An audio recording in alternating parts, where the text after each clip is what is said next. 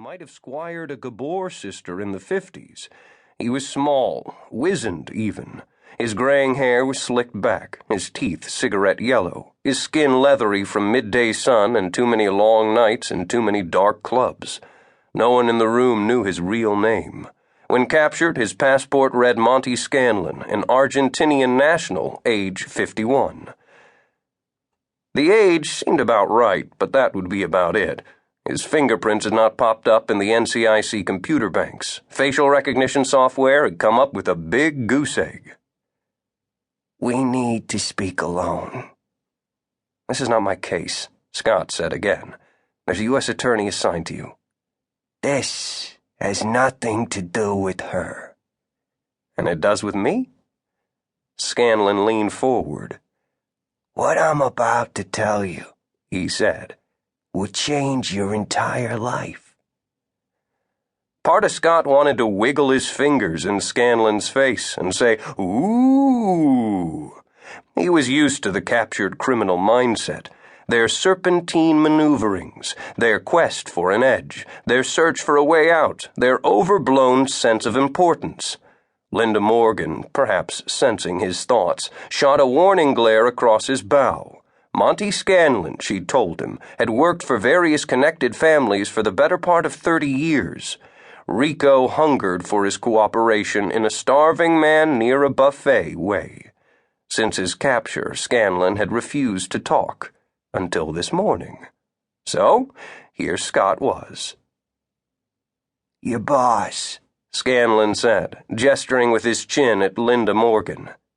"She hopes for my cooperation." "You're going to get the needle," Morgan responded, still trying to give off the scent of nonchalance. "Nothing you say or do will change that." Scanlon smiled. "Please, you fear losing what I have to say much greater than I fear death." "Right. Another tough guy who doesn't fear death." She peeled herself off the wall. "Know what, Monty? The tough guys are always the ones who soil their pants when we strap 'em to the gurney." Again, Scott fought off the desire to wiggle his fingers, this time at his boss. Scanlon kept smiling. His eyes never left Scott's. Scott didn't like what he saw. Scanlon's eyes were, as one would expect, black and shiny and cruel. And Scott might have been imagining things.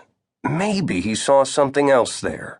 Something beyond the standard vacancy. There seemed to be a pleading in the eyes. Scott couldn't turn away from them. There was regret there, maybe. Remorse, even. Scott looked up at Linda and nodded. She frowned, but Scanlon had called her bluff. She touched one of the beefy guards on the shoulder and gestured for them to leave.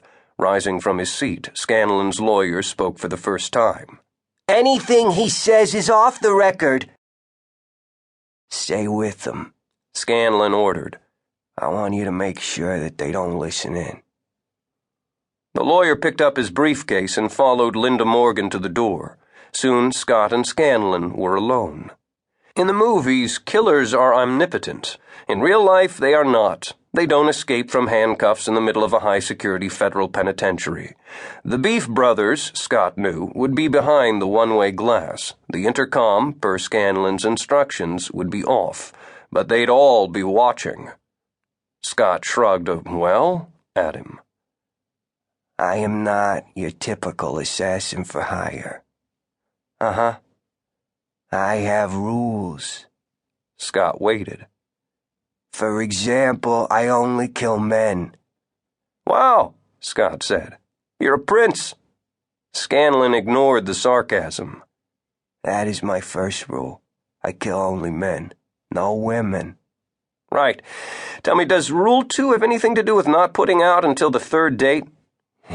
"You think I'm a monster?" Scott shrugged as if the answer was obvious. "You don't respect my rules?"